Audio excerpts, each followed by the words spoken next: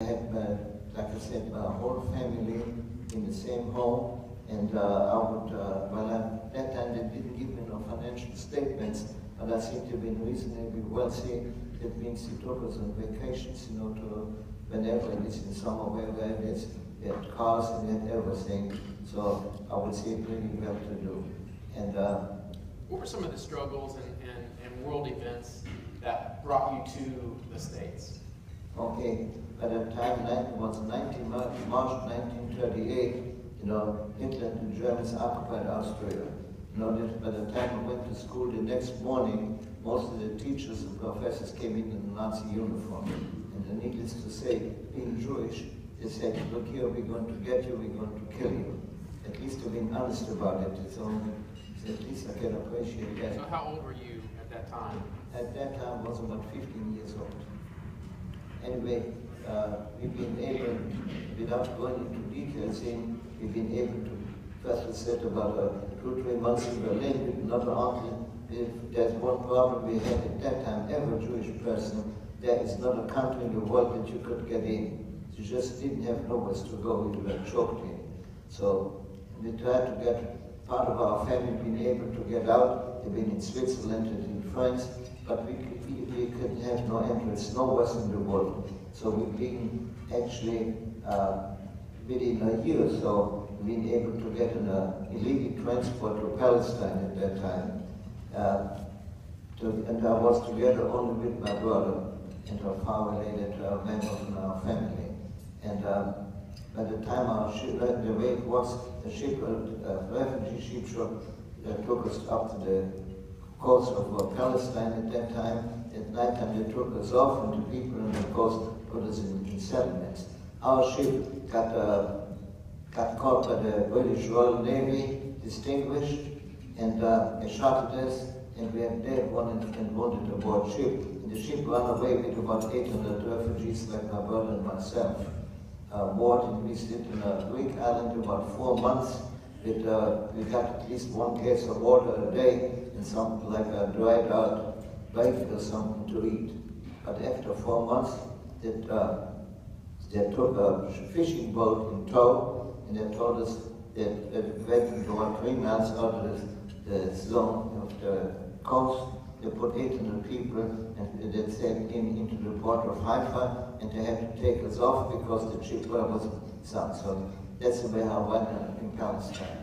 Over there. When did you decide to make the transition and make the leap to come to the U.S.?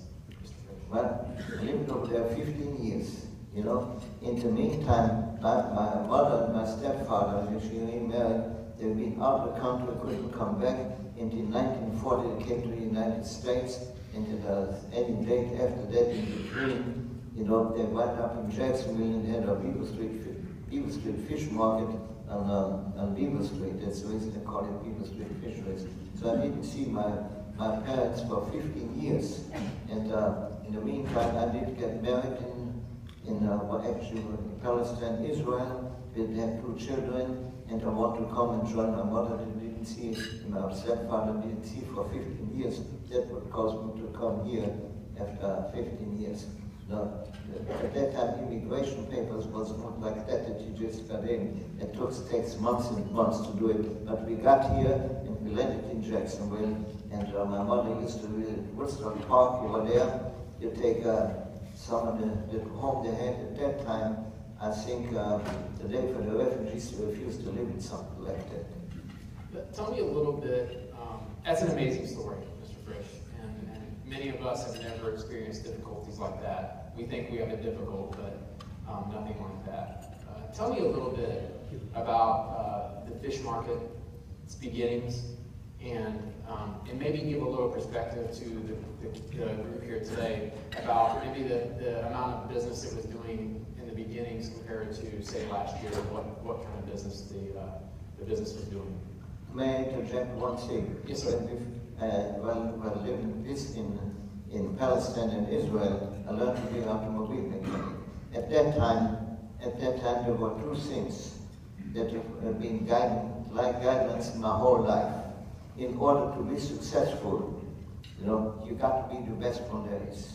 You know, together with my brother that passed away 10 years ago, we made up our mind. You know, our family was reasonably wealthy, that whatever it takes, we're going to be in a position in our future that again we're going to have the comfort of financing and living. We made that effort, so we decided whatever it takes these things, we both learned to be automobile mechanic. You know, when I came here to Jacksonville for the first 2 years, I had a repair shop with 2 partners. To show you what it means, that if you remember Western Auto at that time, 2 years in Jacksonville, they did not sell a rebuilt engine unless we installed it, because the people that had been doing it here was not so good. And 2 years, my stepfather passed away, my mother had a fish market, and she had to shut it down. So my brother and myself, we decided we're going to go to fish market, because I didn't see no future to be an automobile mechanic, because number one, we cannot find people that to the quality of repair work that we've been doing, and whenever we really needed them, they've been drinking and didn't show up. So we decided, not only this, the only customers we had was people that were broke, because they had a few dollars, they went to a dealer and bought a new car or a used car. So I think there was no future in it. We went to the fish market. Okay, the fish market, we started out, and I figured out after a few weeks, you know, if that market would be open 7 days a week, 24 hours, we would not make enough money to come to something that we would like to be. So my brother and myself, we decided we're going to go with my mother. There were a little bit money that I brought with me. We put it in the fish market, and we started out to smaller restaurants to sell 5 pounds of shrimp and 10 pounds of fish or fillet fish or cut some mullet for a fish fry. That's the way we started out.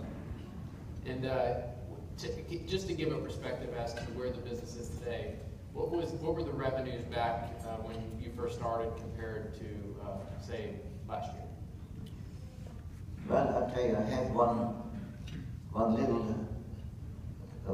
book, whatever you call it, you know, that I wrote down the figures. On one side, I did not know debit or credits. I did not know debit or credits. On one side, I wrote down a gap, on the other side, I wrote a O. And I think a funded book was turned already yellow and green, and went to our office over there, gave it to our general manager, Mr. Leighton Wegman, you know, as a souvenir. The first year, our sales were $44,000. And last year? Last year, depends, you know, but... What if you combined all the businesses? What kind of impact does Beaver Street and the other businesses have?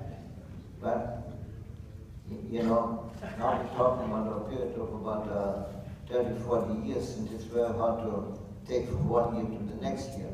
But just to give you an idea, we started with a few restaurants. You know, to sell 5 pounds a day, 5 pounds a day.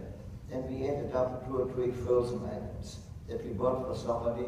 We sold it probably to the customers for a penny or two less than what we paid for, so we can establish customers. You know, by the time instead of buying it in Jacksonville for somebody, you know, we came up that we could buy maybe 10 cases from a wholesaler in Miami or in New York and sell it to a profit. And that's what we've been adding up a little bit. So we built right it out there, Beaver Street, the building is still over there. And the old building burned down, was the only building that was holding out on dead termites. But they burned out, the building is still. But the other one is still there, and we built a freezer 30 by 40. That's what we started working.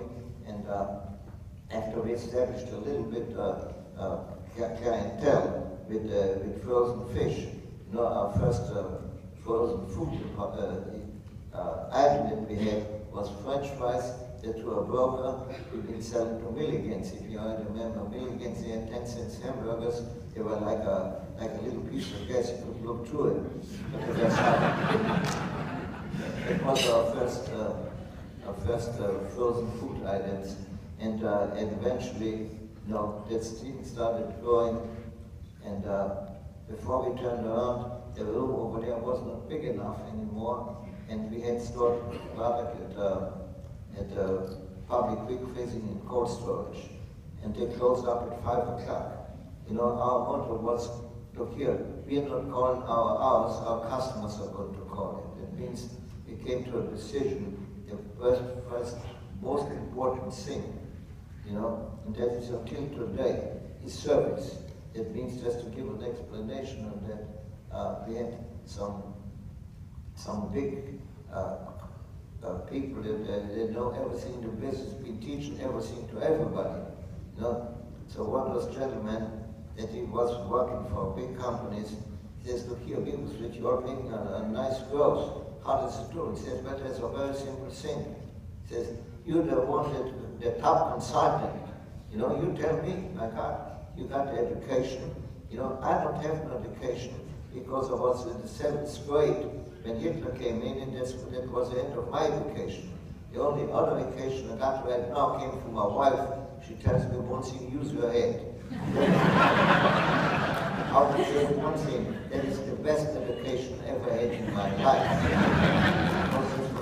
I used my head, everything, whatever we're doing, and a lot of things we might be later on to talk about, we're doing different than any major company in the United States. Talking about that, Mr. Frisch, and ladies and gentlemen, the other day I was over at Beaver Street just talking about this event, and I received a list of bullet points that I quickly made a copy of because I think they're pretty amazing, and lots of things that you can live by, and hopefully we can make them available to you too. Let me just ask you a couple questions about some of these things, and maybe you can just elaborate on them for a little bit.